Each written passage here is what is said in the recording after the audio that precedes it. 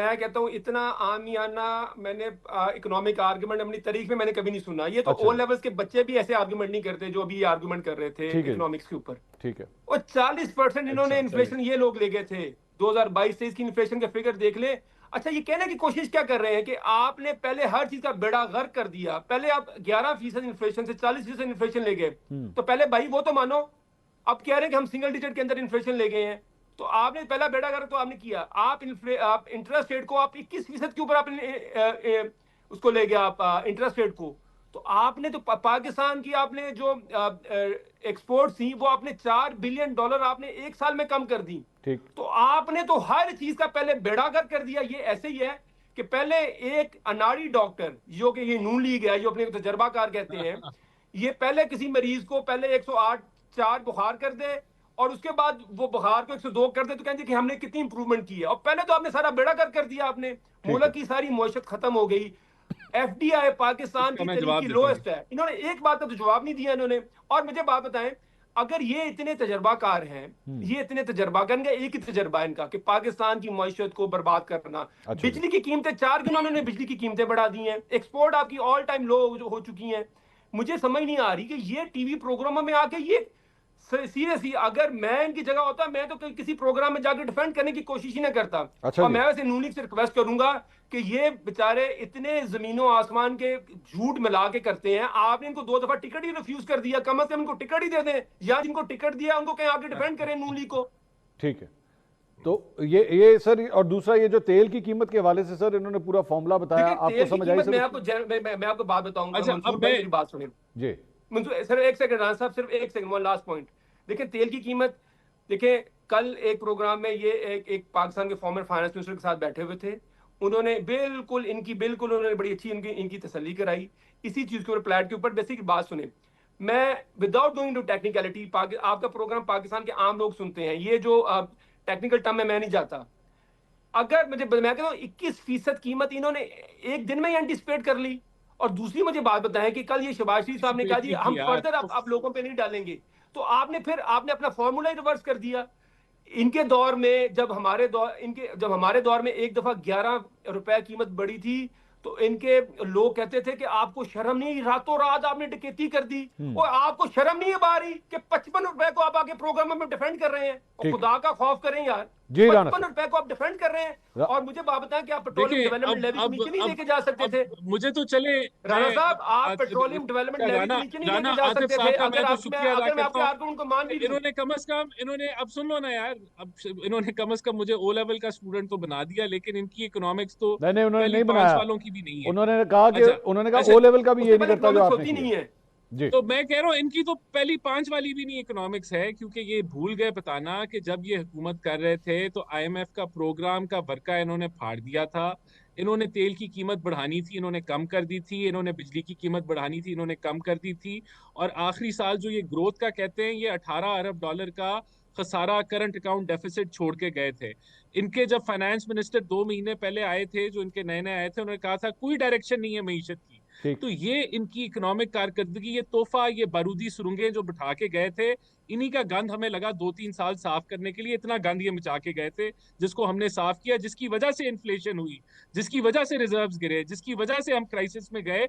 और हमने उसको अच्छा जो है वो अब सफाई कर दी है, और अब जरा हम बेहतरी की तरफ जा रहे हैं। तो सबसे पहली बेहतरीन बात राना तो साहब, ये। आपका ताल्लुक फैसलाबाद से, फैसलाबाद का टेक्सटाइल सेक्टर अब चल रहा है सर?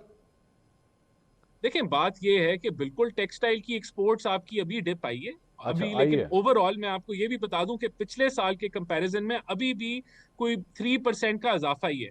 हमारा 3%? बिल्कुल चैलेंजिंग एनवायरनमेंट है जी।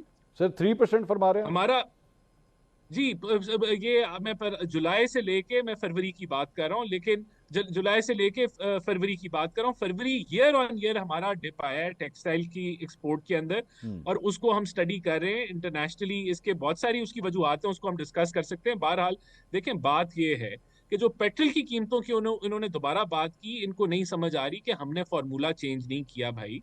फॉर्मूला वही है जो पहले था। हम कोई प्रिजम्पशन नहीं करते, हम कोई प्रोजेक्शन नहीं करते।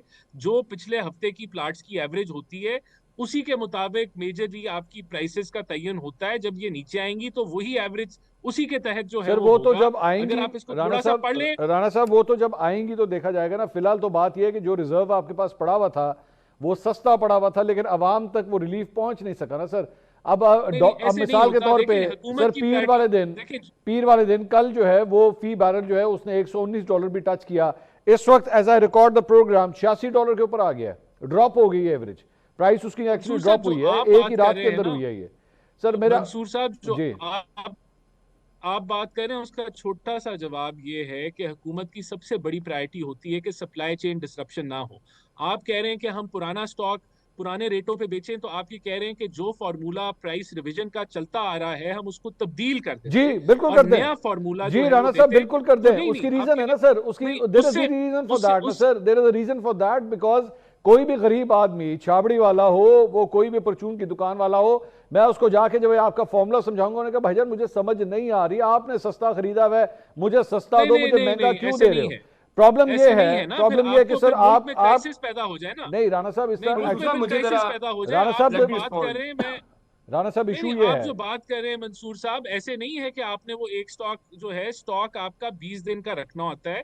आज अगर आप सप्लाई कर रहे हैं तो आपको उसको रिप्लेनिश करना होता है और ये कंटिन्यूअस प्रोसेस होता है। और अगर ऐसे नहीं होगा, प्राइस रिवीजन नहीं होगी, तो फिर आपका सप्लाई चेन डिसरप्ट हो जाएगी, आपकी शॉर्टेज आ जाएगी। सप्लाई चेन तो सर आपकी अभी भी डिसरप्टेड है ना सर, अब आपकी तो अभी भी डिसरप्टेड है ना सर। नहीं हुई, आज ये खबर चली है सर, आज ये खबर चली है कि ऑयल को मूव करवाने के लिए जो बेसिकली शिपिंग कंपनीज है वो बेसिकली आपके टेंडर को रिप्लाई नहीं कर रही, उन्होंने बिड ही नहीं किया।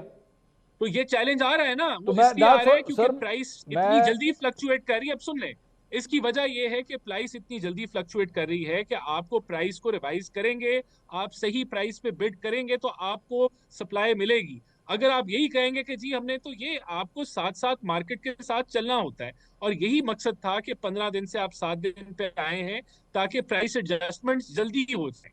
तो ये आपको, अगर आप नेशनल लेवल पे अपनी एनर्जी सिक्योरिटी को देखते हैं तो हुकूमत ने बिल्कुल दुरुस्त फैसला किया, कोई प्रॉफिट मेकिंग नहीं हुई, किसी की जेबें नहीं भरी गई। और यही चीजें, जब हमारा ये भी कमिटमेंट है कि जब प्राइस डाउनवर्ड आएगी तो इतनी ही तेजी से रिवीजन होगी और रिलीफ अवाम को हम देंगे। राणा साहब मुझे आपकी बात से ये समझ आइए कि अभी कोई गरीब आदमी जब आपसे सवाल करेगा ना, या आप खुद एक्चुअली अपने हल्के में जाएंगे, और आई एम प्रीटी श्योर लोग आपसे जाके सवाल करेंगे अपने हल्कों में, क्योंकि आप लोग इलेक्शन लड़ने वाले पॉलिटिशियंस हैं, तो आप जाके उस गरीब आदमी को समझाएगा कि तेनू पता नहीं है जो फॉर्मूला है ना ਉਹਦੇ मुताबिक तेरा फायदा हो गया, तेनू नुकसान नहीं हुआ, तेरा फायदा होया कि तेनू महंगा पेट्रोल नहीं, फायदा नहीं, कोई नहीं कह रहा फायदा हुआ, कोई नहीं, पूरे मुल्क का नुकसान है तेल की कीमतें बढ़ने से, हमारा नुकसान है, मुश्किल वक्त है, तभी हम ऑस्टेरिटी, तभी हम ये सारे, बिल्कुल मुश्किल वक्त है ये, और कोई इसको डिनाई नहीं करता। और हमारी पूरी कोशिश है, एहसास है हमें, तभी हमने ये पूरा पैकेज सूबों को लेके साथ चलें कि हम कोई कंजर्वेशन की तरफ जाएं, ऑस्टेरिटी की तरफ जाएं, ताकि हम भी अपना जो है वो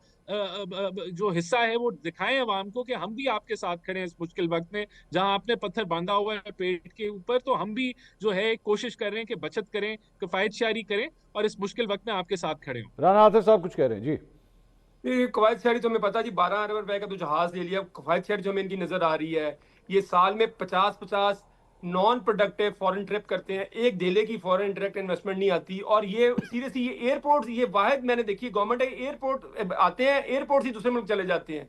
तो ये इनकी ऑस्टेरिटी तो हमें पता है।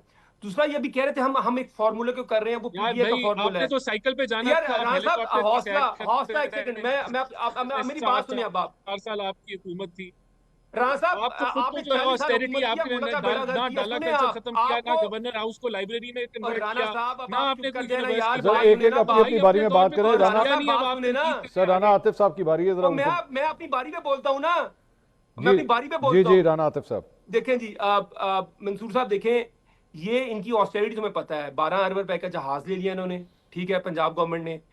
उसके बाद ये जो इनके 38 ट्रिप हैं एक साल के अंदर प्राइम मिनिस्टर के, मुझे बात बताएं कि पाकिस्तान के अंदर कोई 1 रुपए की फॉरेन डायरेक्ट इन्वेस्टमेंट आई है? कंपनियां तो यहाँ पे बिजनेस बंद करके यहाँ से जा रही हैं। दूसरी चीज, आप इनको कह रहे थे कि अवाम आपसे पूछते होंगे, ये अवाम में नहीं जाते, क्योंकि अब इनका अवाम के ऊपर जो अब इनका भरोसा ही नहीं है, क्योंकि जो पिछले साल 8 फरवरी को हो गया, अब अवाम में ये नहीं जाते जूते। अब इसी अवाम की आप इनसे बात ना किया करें। और दूसरा देखिए, मुझे बताएं कि पूरे खित्ते के अंदर किसी मुल्क ने ये फॉर्मूला सिर्फ पाकिस्तान के लिए ही है कि हमने अपने लोगों को रिलीफ नहीं देना? ना चाइना में कीमत बढ़ी, ना बांग्लादेश में बढ़ी, ना इंडिया में बढ़ी, ना श्रीलंका में बढ़ी। जिन मुल्कों में बढ़ी है 5-6 रुपए बढ़ी हुई है, अगर किसी मुल्क में बढ़ी है, मैक्सिमम किसी मुल्क में 12 रुपए बढ़ी मेरे ख्याल श्रीलंका में। तो ये पाकिस्तान वाहिद है कि आपने गरीबों को 1 रुपए की रिलीफ नहीं देनी। ये हुकूमत होती किस लिए है? हुकूमत का काम क्या होता है? ये यहाँ पे कोई फॉर्मूले लगाए जी, हमारे पास ये फॉर्मूला, तो हमने ये फॉर्मूला लगाना है। खुदा के वास्ते ऐसी नॉन पॉलिटिकल बातें आप ना किया करें। ये आप लोग बिल्कुल मुल्क का बेड़ा गर्क करी जा रहे हैं। पावर कॉन्ट्रैक्ट पहले आपने जो किए हैं, बिजली के मुआहदे आप करके गए 2015 की पावर पॉलिसी के अंदर, आपने हर चीज की बर्बादी कर दी हुई है। 40 साल से आप हुकूमत कर रहे हैं। में तो आपने पीटीआई की 3.5 साल की हुकूमत जिसमें कोविड था। बहुत शुक्रिया।